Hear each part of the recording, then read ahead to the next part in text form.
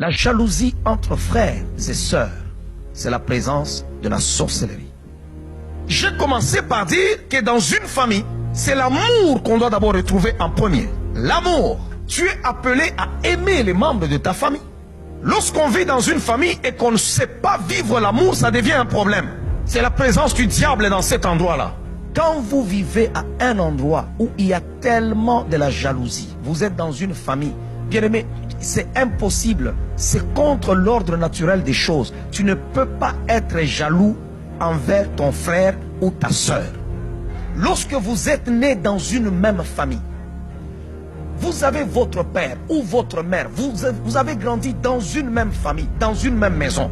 C'est contre nature lorsque ton frère a une belle voiture, lorsqu'il a une maison, lorsqu'il a un bon compte, lorsqu'il a un bon mariage, lorsqu'il épouse une belle femme ou il épouse, je ne sais pas, un homme qui a des moyens, lorsqu'il a étudié plus que toi, lorsqu'il a un travail plus que toi. C'est contre nature que toi, son frère ou sa soeur de sang, tu puisses en être jaloux.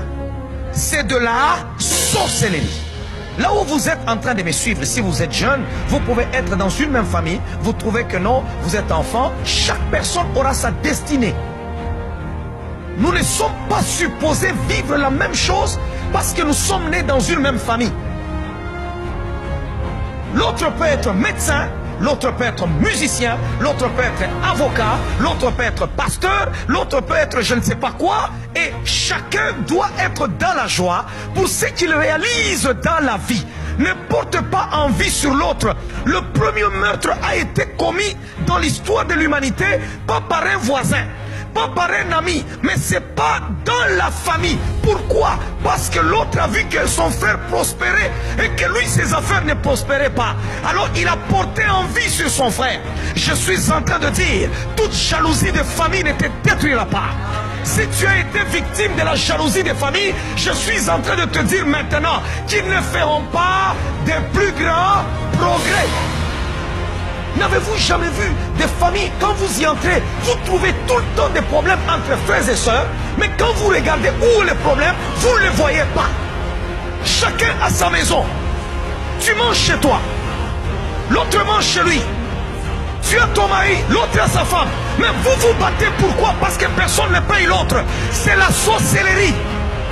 Vous allez voir des gens, ils ont commencé depuis qu'ils sont là.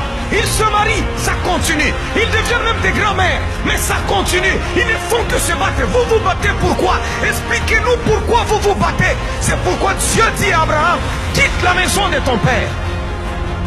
Ces disputes-là te semblent banales, mais laisse-moi te dire, c'est en train de tuer ta destinée. Derrière chaque esprit, il y a un mandat. Ne soyez jamais de ceux-là qui disent non, non, bon, arrête seulement, c'est ton frère, c'est ta soeur. Non, il y a des actions, il y a des actes que nous ne pouvons pas tolérer chez des gens qui sont supposés être les gens qui doivent nous aimer.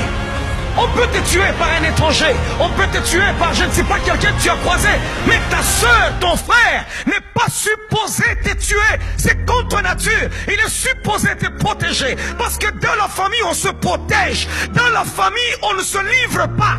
Dans la famille, on ne se détruit pas. Dans la famille, on ne s'ensorcelle pas. Dans la famille, on ne se tue pas.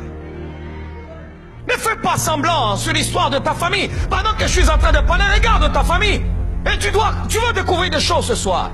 Alléluia.